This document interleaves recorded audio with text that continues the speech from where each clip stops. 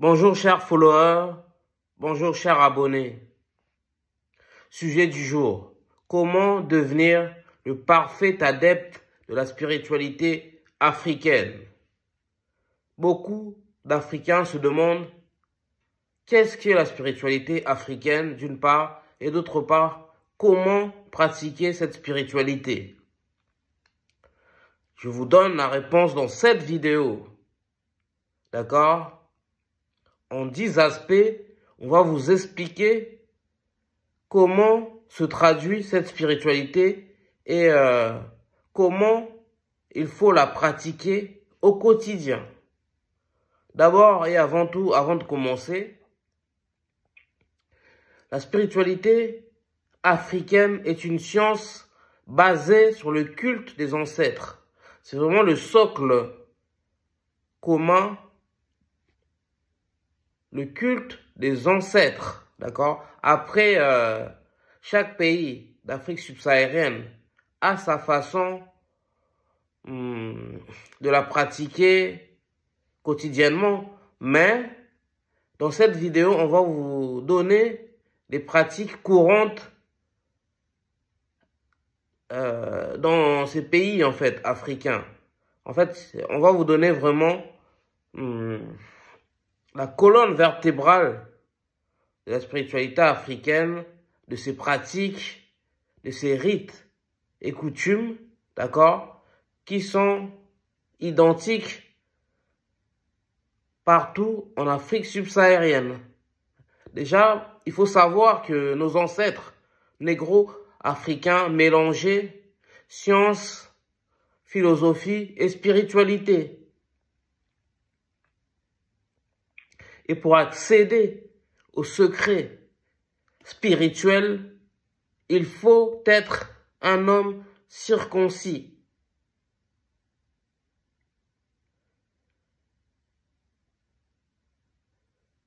En ce qui concerne les femmes, il faut respecter aussi un certain nombre de cahiers des charges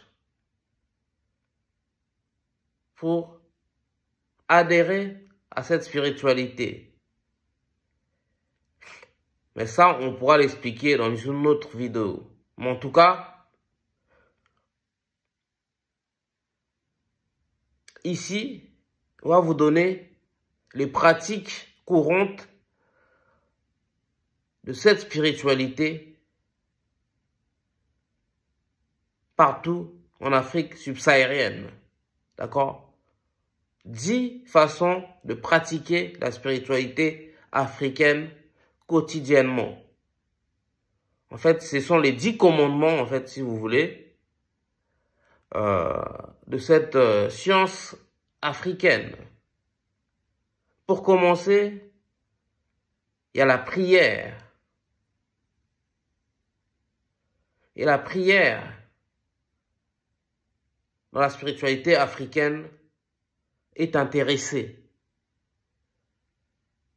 Ça doit respecter d'abord un protocole. Par exemple, le soir, si vous voulez prier, vous prenez une calebasse ou un récipient, vous mettez de l'eau. Parce que l'eau, c'est un liquide sacré chez nous, les Africains.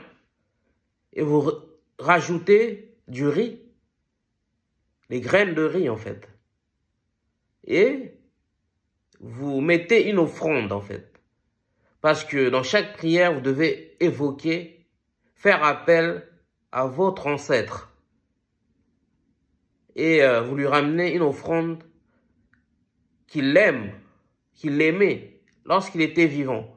Par exemple, si votre grand-père décédé aimait par exemple la mangue, lors de votre prière, si vous voulez lui demander quelque chose, vous lui ramenez une mangue. C'est symbolique, hein? Donc vous mettez ça dans le récipient dans lequel il y a l'eau et des graines de riz. Aussi, vous formulez votre demande. Il y a une façon de la faire, d'accord?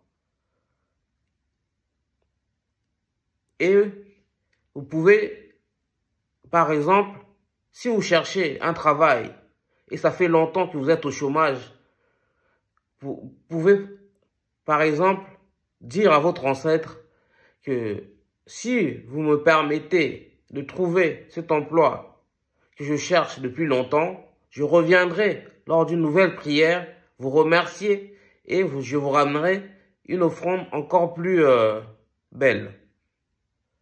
Ça, c'est la prière spécifique à la spiritualité africaine.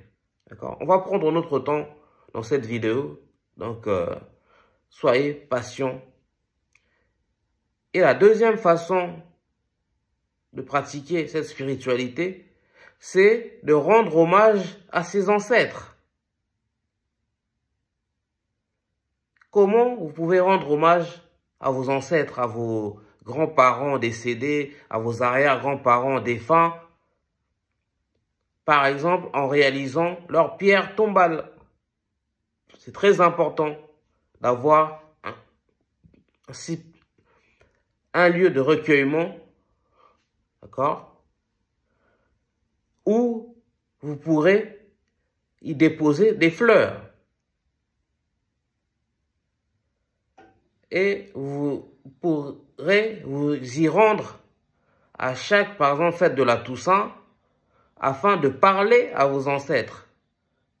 Sachant que tout cela, c'est symbolique, mais tout ce qui est symbolique, c'est très important dans la spiritualité africaine, d'accord? Et enfin, pour rendre hommage à ses ancêtres, il est recommandé de donner les noms de vos grands-parents, de vos arrière-grands-parents décédés à vos enfants, à votre descendance. Donc, première façon de pratiquer la spiritualité africaine au quotidien, c'est de faire une prière spécifique. Deuxième façon, c'est de rendre hommage à ses ancêtres. Et la troisième façon, c'est, je sais plus c'est quoi le nom de ce concept, mais en tout cas, ça consiste à donner à boire et à manger lors d'une cérémonie, par exemple, à ses ancêtres. Sachant que dans notre spiritualité, on sait que les défunts n'ont plus besoin de manger ni de boire. D'accord? Ils n'ont ni soif ni faim. Mais c'est une façon de penser à eux. D'accord? À chaque fois que vous buvez de l'eau, par exemple, vous pouvez mettre un peu d'eau par terre. À chaque fois que vous mangez, vous pouvez mettre, par exemple, un petit morceau de viande par terre en invoquant le nom de vos ancêtres. D'accord? Et il y a des cérémonies, par exemple, spécifiques, dédiées donc, aux ancêtres, où on donne à boire et à manger de façon symbolique à ces derniers. Donc, l'autre aspect de la spiritualité africaine, c'est le sacrifice. Et détrompez-vous, vos ancêtres ne sacrifiaient pas des êtres humains.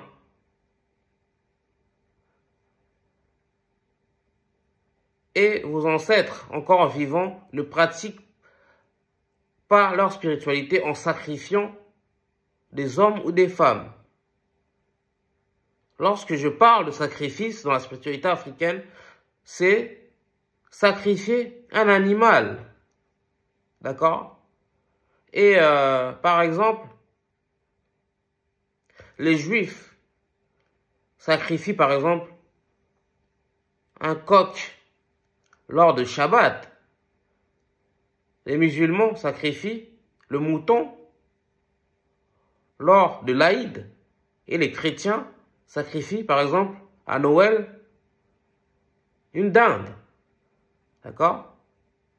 Donc, dans la spiritualité africaine, on conseille de sacrifier un animal. Lors d'un mariage, par exemple. D'accord? C'est très important, cette notion de sacrifice. d'accord? C'est considéré comme une façon d'honorer nos ancêtres, de leur offrir symboliquement ce sacrifice, d'accord? Parce que nos ancêtres se sont sacrifiés pour nous, d'accord? Ils ont combattu l'esclavage, ils ont donné leur vie pour que nous existions, d'accord? Après, cinquième façon de pratiquer sa spiritualité africaine, on a déjà parlé dans une autre vidéo, en l'occurrence la vidéo dans laquelle j'analyse le bain spirituel de Lamine Yamal, fait par Lionel Messi, pour satisfaire les attentes de la mère de ce prodige du football. Donc le bain spirituel, à quoi ça sert? Ça sert déjà à laver le fidèle de ses péchés. D'accord? C'est une forme de rédemption. Mais surtout le bain spirituel, c'est une bénédiction. Il s'agit réellement d'un bain, hein, d'accord? Donc, par exemple, moi, je veux passer mon bac et dans un mois aura lieu l'examen. Donc, la veille de cet examen, un de mes parents, ma mère ou mon père, me lave et respecte un certain protocole en priant, d'accord, en demandant au Seigneur de me pardonner mes péchés, de me donner une chance de réussir cet examen et de me bénir afin que je sois prêt le jour J. Ça permet de maximiser les pouvoirs du fidèle, d'accord, pour qu'il soit au meilleur de sa forme le jour d'un objectif précis. Sixième concept, d'accord, de la spiritualité africaine, c'est la télépathie. Et vous allez me dire que c'est une illusion, la télépathie n'existe pas. Or, dans notre spiritualité, c'est une notion à part entière. Par exemple, les jumeaux peuvent se communiquer par télépathie, d'accord? Et on n'est pas obligé d'avoir un jumeau pour forcément communiquer par télépathie avec son prochain. Les membres d'une seule et même famille peuvent se communiquer par télépathie. En pensant fort à quelqu'un, on peut lui envoyer des signes via la prière consacrée au Seigneur. Et du coup, le Tout-Puissant peut mettre en place des signes autour de cette personne qu'on veut envoyer des messages afin que ce dernier comprenne ce que vous voulez de lui.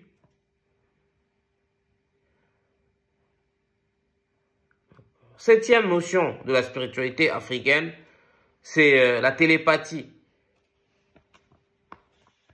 Vous allez me dire, Sébastien, tu nous racontes n'importe quoi. C'est quoi ça, la télépathie? La téléportation n'existe pas, d'accord? Tu nous prends pour un con. Mais la téléportation, c'est bel et bien une notion de la spiritualité africaine. Et selon certains historiens et égyptologues, en Égypte antique, nos ancêtres se téléportaient. Comment expliquez-vous, d'accord, pendant l'Antiquité, alors que il n'y avait pas les moyens techniques, d'accord, la NASA n'existait pas encore, il n'existait pas encore de fusée, mais les Égyptiens anciens savaient que Mars était une planète rouge. D'autre part, jusqu'à maintenant, on se demande comment ces derniers ont réalisé les pyramides, alors qu'on n'avait pas encore toutes les théories mathématiques. On n'avait pas encore la technologie à cette époque afin de réaliser un tel monument. Je vais vous raconter une petite histoire, d'accord?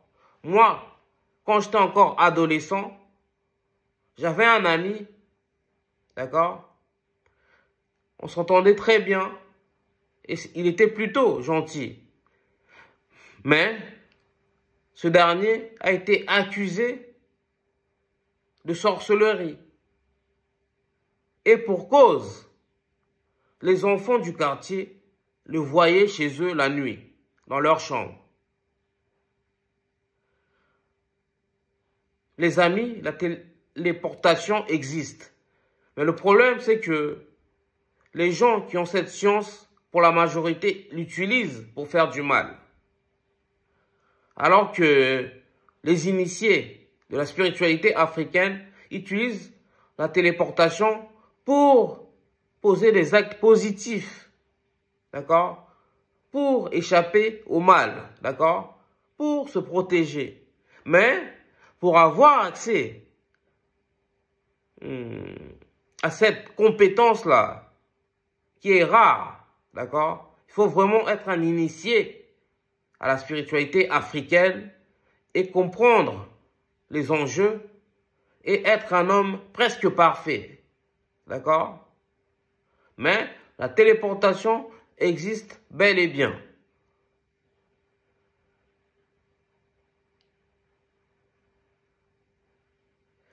Donc, huitième façon, ok, d'appliquer la spiritualité africaine, c'est de prier, de penser surtout, pardon, et de se comporter comme un panafricaniste digne de ce nom. Cela veut dire porter les habits traditionnels, par exemple. Par ailleurs,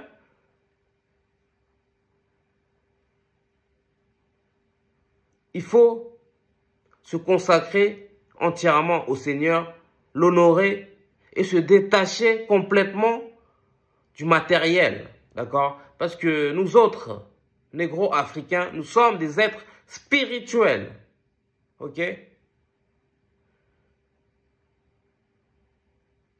Puis, il ne faut jamais utiliser la science pour ses intérêts personnels. Par exemple, on ne peut pas utiliser la science pour s'enrichir personnellement. La science peut nous servir à enrichir notre communauté. Et en outre, le parfait adepte de la spiritualité africaine doit manger les mets africains au quotidien, des plats africains. Enfin, il faut écouter la musique et danser la musique africaine. Théophile Obenga a dit un jour que la danse, c'est divin. D'accord? C'est un moyen aussi de communiquer avec Dieu, la danse. Et on va bientôt finir la vidéo. Une neuvième façon de pratiquer la spiritualité africaine, c'est de faire le devoir de mémoire en l'honneur de vos ancêtres. D'accord? Par exemple, moi, j'honore mes ancêtres en parlant d'eux dans cette vidéo, en leur rendant hommage. D'accord? Et vous pouvez écrire des livres qui mettent en valeur la puissance de vos ancêtres, qui racontent leur histoire. D'accord?